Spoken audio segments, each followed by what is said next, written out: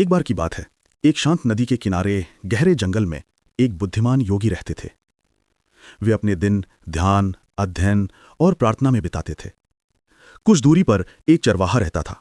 वो गरीब था और कभी स्कूल नहीं गया, लेकिन उसका हृदय बहुत दयालु और जिज्ञासु था। हर दिन जब वो अपनी गायों को चराता तो योगी को घंटों ध्यान में बैठे देखता। एक दिन वो पास गया और बोला, महात्मा, क्या आप मुझे भगवान तक पहुंचने का तरीका बता सकते हैं? योगी अपने ज्ञान पर गर्व करते था, पर उन्होंने विनम्रता से कहा, तुम एक अच्छे ग्वाले हो। अभी तुम्हारा कर्तव्य अपनी गायों की देखभाल करना है। भगवान को समझना बहुत बड़ी बात है। शायद ये तुम्हारे लिए आसान ना हो। चरवाहा वहां से चला गया, लेकिन उसके हृदय में भगवान को जानने की गहरी इच्छा जाग उठी। अब वो न ठीक से खा पाता था, न सो पाता था। कुछ दिनों बाद वो फिर योगी के पास आया और बोला, कृपया मुझे भगवान के बारे में कुछ तो सिखाइए। योगी ने आह भरी। चरवाहे की सच्ची भावना देखकर उन्हें उसकी बात सुननी पड़ी। योगी बोले, ठीक है, मैं तुम्हें भगवान के बारे में कुछ बताता हूं। चरवाहा उत्साह से बोला, भगवान कैसे हैं? उनका रूप कैसा है? योगी मुस्कुराए और धीरे से बोले, भगवान तुम्हारे झुंड के बड़े बैल जैसे हैं, बलवान, करुणामय और हमेशा तुम्हारे पास।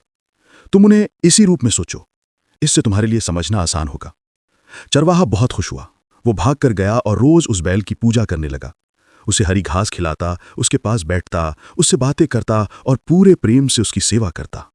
उसका सारा मन उसी में लग गया। दिन महीनों में और महीने वर्षों में बदल गए।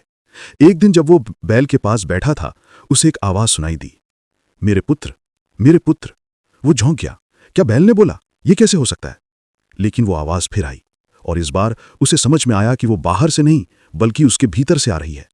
भगवान को जानने की उसकी गहरी इच्छा ने उसके भीतर के भगवान को जगा दिया था। वो अपने चेहरे पर शांति और आनंद लिए योगी के पास भागा। योगी आश्चर्यचकित हुए और बोले, तुम्हारे चेहरे पर इतना तेज कैसे?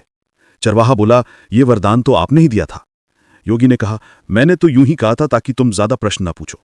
चरवाहा मुस्कुराया और बोला, मैंने आपकी बात को दिल से मान लिया। मैंने उस बैल में भगवान को देखा और अंत में उन्हें अपने भीतर पाया। भगवान किसी भी रूप में मिल सकते हैं जब हम सच्चे प्रेम और श्रद्धा से उनकी सेवा करते हैं। सबसे महत्वपूर्ण है हमारे हृदय की सच्चाई।